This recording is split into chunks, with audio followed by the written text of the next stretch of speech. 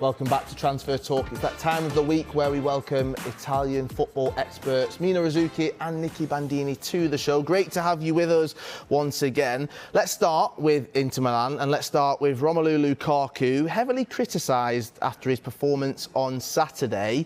And Mina, there's talk now as to whether or not Inter should keep him or send him back at the end of this season. Yes, I think they've been a little bit worried about his performances. Just to start this off, it's important to note that he has been injured for quite a while. And I think that's actually what's worrying them quite a bit. I mean, his conditioning is not at its best. Obviously, he has been suffering with injuries. It looks like he's going to be out again for some time. And they're questioning whether or not he's ever going to be in that form to show his best, considering how expensive he was to bring on loan back to Inter. Now, he had a terrible performance over the weekend, like you mentioned, against Monza. Heavily criticised because it was his touch. He wasn't ever part of the game. He continuously lost possession. And he's never really been a great substitute. He was always a player that does a lot better when he starts matches as opposed to one that you can bring off the bench to make a difference. And obviously this was huge because Inter want to be in the title race. And winning against Napoli was such a huge game and such a big win for them that to then draw to Monza, a newly promoted side, was awful, especially when you consider that you had Lukaku on the pitch. And it's been really Dzeko who's performed for them, and of course Lautaro Martinez as well. And I think there are question marks as to, is this guy worth it? Is his physique ever going to go back to doing what we need him to be doing for Inter? And I think there are question marks being asked because he doesn't have Antonio Pintus as his fitness coach anymore. I think this is sort of need to acknowledge that even just like last week, because of the interview with Sky, we were talking about how enthusiastic he is about Inter, how much he sort of loves being there. And I was saying I think it will end up being a good sort of thing for everyone because Inter are happy to have him and Chelsea don't want to have him. This is a big sort of question in the next few weeks and months, is whether or not actually he is going to look like something that Inter want to invest in. And I think what's really difficult actually is with this injury. You know, Lukaku, we all know this, he's not got the tightest touch. He's not the player you look to for finesse. He is someone who, in that season when he dominated Inter, it was about his physicality and his ability to sort of use his explosiveness to bully defenders. And he really did that season with Lautaro. He was a really commanding player.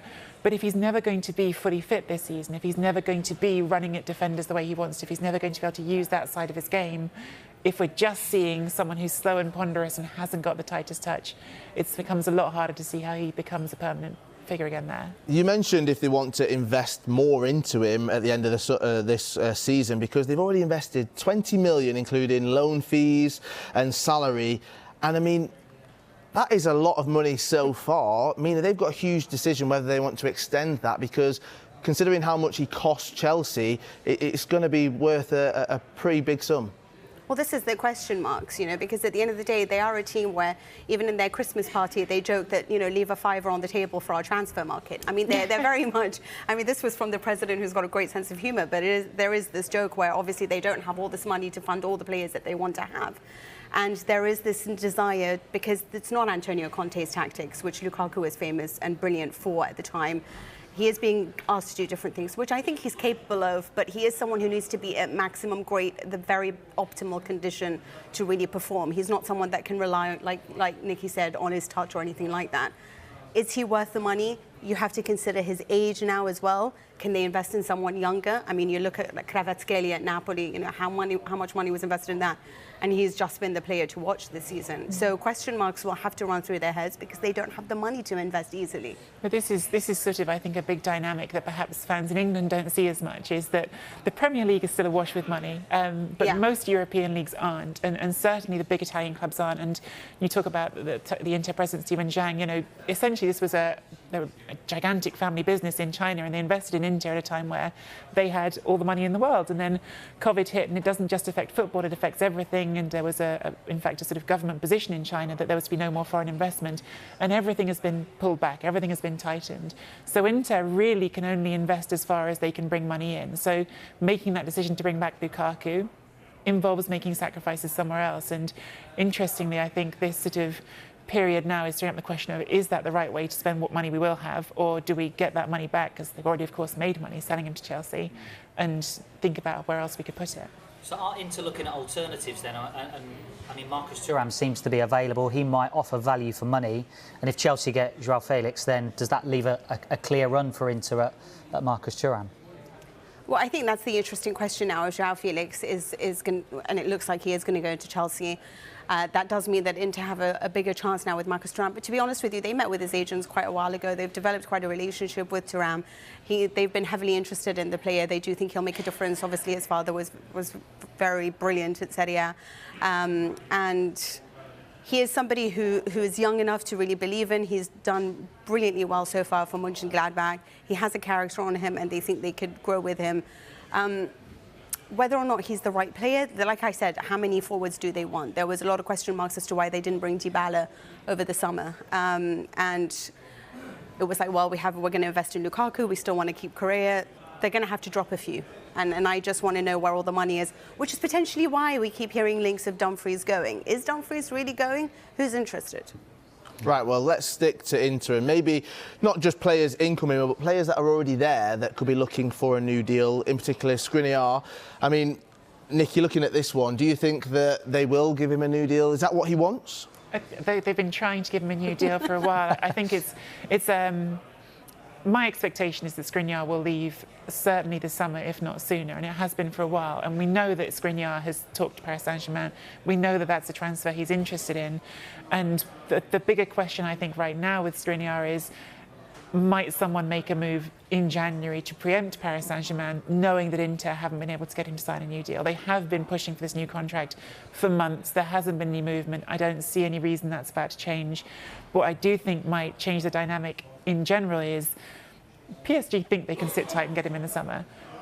Clubs like, for instance, in particular Liverpool, I think, are looking right now because they've got injury concerns in the middle of the season. You've got Virgil van Dijk not able to play, and you think, well, is there an opportunity to do a deal here at a good price? Knowing what I just said, Inter need to bring money in, and they know they're about to lose this asset at the end of the season.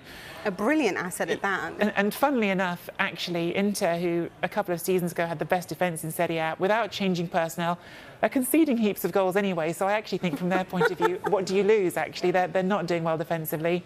If they've got some money they can make off it. I think that deal, that's very sort of tentative, what I'm saying. I'm not telling you this deal is sort of there ready to happen, but I think that's a deal that might start picking up momentum in the next few days. We've just got a minute or two left.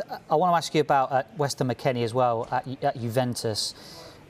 Competition in midfield this year. They've got some youngsters coming through at Juventus, Moretti, Fagioli. Does that mean that he's kind of getting pushed out? He's not getting pushed out. I mean, actually, Allegri is a fan of his, but if they are going to make a concession, and they do have to at one point sell if they want to raise some money, then he is the one that they'd be willing to let go of the most, I think. And also because he would also get a lot of money. People are interested in Weston McKennie in a way that they may not be interested in other players. Rabiot is obviously going to leave or extend his contract, so McKennie is someone that they can sell. He arrived at the time to Juventus, you know, Ronaldo, there was big ambitions for him. He thought, like, this is it, it's a great move from Schalke.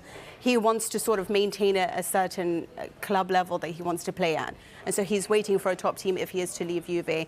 No, we know Aston Villa's interested. Do they count? I'm trying very hard to be really... I don't think so. And Bournemouth is interested, and he didn't really show much interest in that. So Juventus do want to satisfy him as well. So it'll be a case of which team can match his ambitions and also one that Juventus are happy to sell to. I think that sort of to pick up on what you're saying there, Mina, I think it's not like some abstract idea of what's a big club and what isn't. But when you think about what we've just been saying, that Serie A clubs compared to Premier League clubs simply don't have the same funds going, except for maybe the very top ones.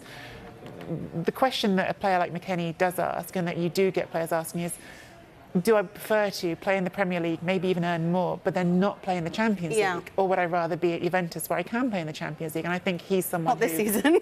Well, maybe not this season. Yeah. We'll see what happens with those ones. Nicky, Mina, thank you so much for joining us here on Transfer Talk.